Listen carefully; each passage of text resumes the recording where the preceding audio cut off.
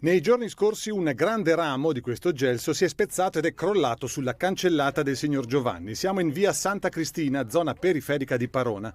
Una piccola oasi di tranquillità, soprattutto quando le scuole sono chiuse. Tranquillità rotta all'improvviso dal crollo di questo ramo che ha provocato qualche danno all'abitazione, ma fortunatamente non ha avuto conseguenze sulle persone. Dopo ore di attesa i vigili del fuoco sono intervenuti e hanno liberato la zona, ma non hanno tranquillizzato le famiglie di questa via. Giovanni in particolare si sente abbandonato. Abbiamo segnalato nell'arco dell'anno minimo 10 volte.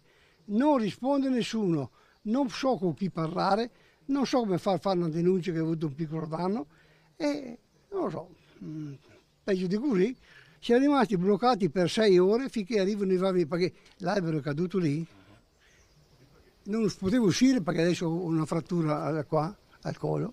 Il suo grido d'aiuto è stato raccolto da Vito Comencini, presidente dell'associazione Popolo Veneto. Una situazione di insicurezza, di degrado, di abbandono pubblico, di una situazione di pericolo per il fatto che ci sono delle piante del verde non curato adeguatamente, in particolar modo all'interno delle scuole, ma che crea un pericolo sia per gli studenti, per i ragazzi all'interno della scuola, sia per la strada pubblica, per l'abitazione addirittura del signore su cui è caduta un ramo e potrebbero caderne altri. Tra l'altro il signore ha più volte segnalato il problema, sia a AMIA sia al comune, e quindi questo dimostra che non c'è un'attenzione adeguata. Il gelso in questione all'interno del giardino della scuola comunale andrebbe potato e ripulito dalle erbe infestanti, ma la manutenzione del verde, come abbiamo sentito, non c'è.